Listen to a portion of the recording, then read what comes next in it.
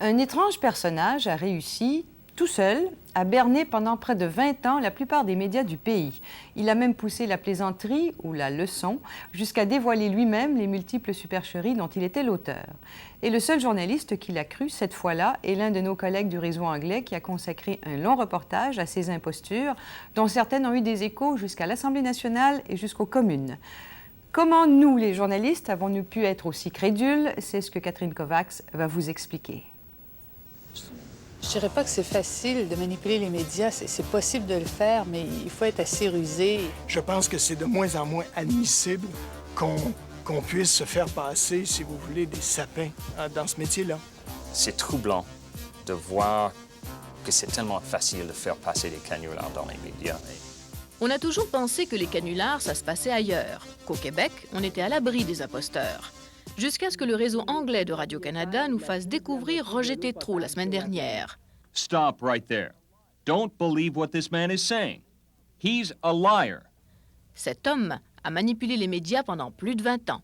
Pourquoi vous faites ça? Pour prouver qu'il est possible de faire gober aux gens et aux journalistes n'importe quelle histoire. Mais qu'est-ce qu'il a fait au juste de si répréhensible? Attendez qu'on vous raconte. Roger Tétrault est un ancien journaliste. À la fin des années 50, il travaille à la presse canadienne. Début 60, il côtoie le FLQ et se retrouve en prison. Il est accusé d'avoir posé une bombe dans cet immeuble de Montréal, ce qu'il nie. À sa sortie, 2 ans après, il rompt avec le journalisme et décide de se venger. En 68, c'est son premier gros canular. Une histoire inventée à une période particulièrement tendue, sur l'existence d'un camp d'entraînement terroriste dans les Laurentides.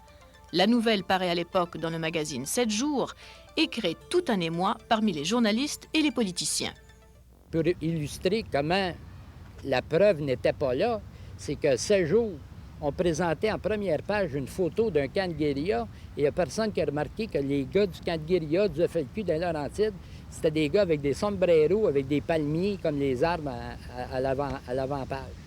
Comme ancien journaliste, il connaît bien les trucs du métier. Il est habile, il change souvent de nom. En 71, c'est Robert Martin qui entreprend une campagne de dénigrement contre la seule femme ministre à Québec, Claire Kirkland-Casgrain. Il l'accuse de sexisme. 1 an après, elle démissionne. Il fera d'autres coups, mais en 86, c'est l'un de ses meilleurs. Yvon Rocher, qui s'intéresse au nucléaire depuis 10 ans, il a publié un manuel de survie en cas de guerre nucléaire, croit que la distance... Au lendemain de Tchernobyl, il se fait passer pour un expert nucléaire. Il se retrouve à notre téléjournal. Il y a à longue échéance des possibilités que certaines personnes en Amérique du Nord auront peut-être des séquelles mineures. Il a même choisi le nom d'Yvon Rocher, qui a un double sens. Entendez, ils vont se bousculer. Il croit que les journalistes vont avoir des soupçons, mais personne ne réagit. S'il aurait vérifié, là, la nouvelle n'aurait pas passé. Pour moi, là, j'ai poché mon cours de mathématiques en secondaire, et puis en sciences, j'étais totalement zéro. Pour moi, là, un semi-conducteur, là, c'est un chauffeur de tramway de Saint-Pierre-2. C'est un semi-conducteur. Et vous êtes présenté comme un spécialiste du nucléaire? Du nucléaire. Et il n'y a personne qui a vérifié? Non. Est-ce que vous refuseriez un verre d'eau à un voisin assoiffé si vous étiez propriétaire de la plus de la moitié de l'eau potable sur la planète? 2 ans plus tard, il revient à la charge, sous le même nom, Yvon Rocher. Cette fois, il convoque la presse à titre de représentant d'un groupe écologique. Il veut donner de l'eau aux Américains. Cet été-là, en 88, le Midwest américain a un sérieux problème de sécheresse. La presse canadienne envoie 2 journalistes à la conférence de presse. La nouvelle est publiée dans tous les journaux canadiens.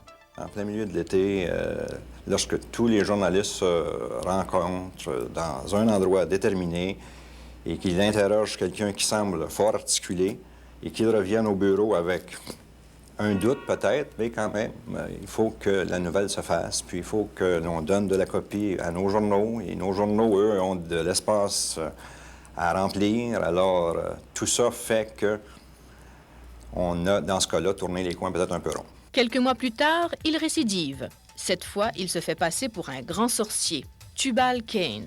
Il annonce un grand rassemblement de chamans à Montréal. Il fait même la première page du défunt Montreal Daily News. Roger Tétrault aurait pu continuer longtemps comme ça, mais il décide de passer aux aveux.